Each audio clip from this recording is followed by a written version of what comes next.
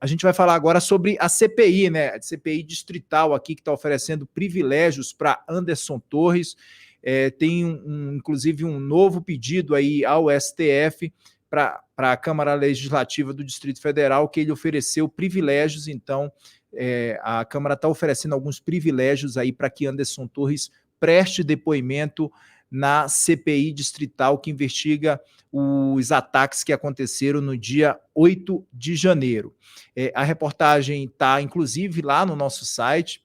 A Vanessa trouxe essa reportagem para a gente, detalhando sobre esses privilégios. Entre as condições está ali a não utilização de algemas, tem ainda escolta policial descaracterizada, realização de sessão reservada em recinto apropriado, ou seja, com a presença restrita de parlamentares e servidores apenas autorizados, sem transmissão ao vivo. Esses são algumas das condições que estão sendo oferecidas aí ao ex-secretário de Segurança Pública do Distrito Federal.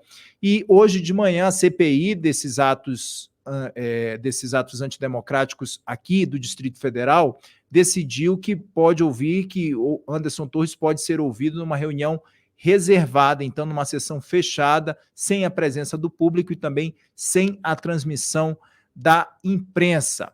Além disso, também tem mais um assunto que está repercutindo muito relacionado a Anderson Torres, que é que o Corregedor-Geral do Tribunal Superior Eleitoral, ministro Benedito Gonçalves, determinou hoje que Anderson Torres seja ouvido sobre o quê? Sobre aquela minuta golpista que foi encontrada dentro da casa dele pelos agentes da Polícia Federal em janeiro.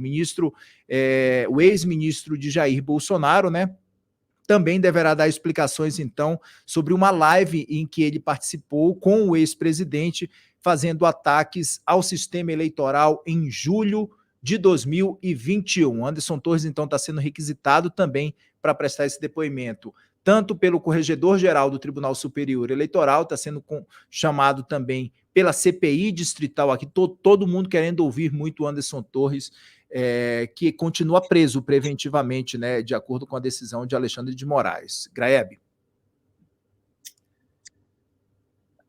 Cara, o que dizer disso, né? Ele vai lá, é ruim que tenham oferecido esses privilégios, né?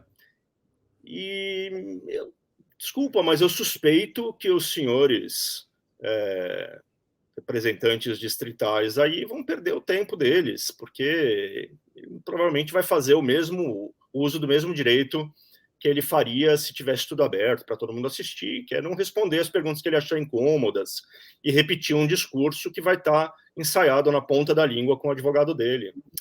Então, enfim, se esses privilégios servirem de alguma maneira para que ele fale e traga informações novas, terá valido a pena. Eu duvido que isso aconteça. Você acha que vai acontecer, Kenzo? Dificilmente vai falar, né? Dificilmente deve falar. Já tentou, inclusive, junto ao Supremo para não estar presente nessa CPI distrital, né?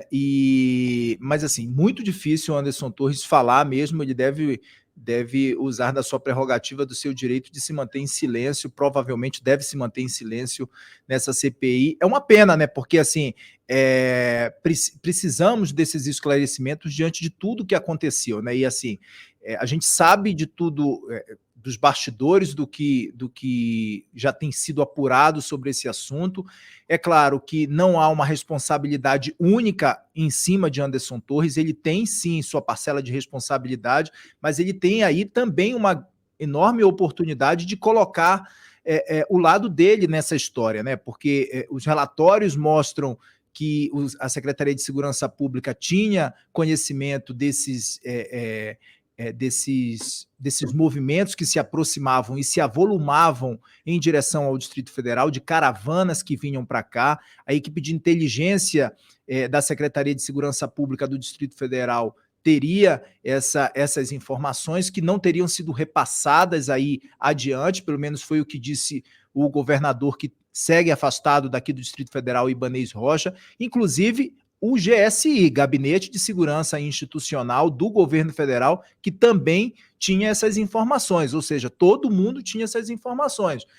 Mas é importante, eu acho que era um importante momento para Anderson Torres se posicionar diante de tantas acusações que ele tem a responder aí, e também em relação a essa questão da minuta golpista que foi encontrada na casa dele, né, Grebe?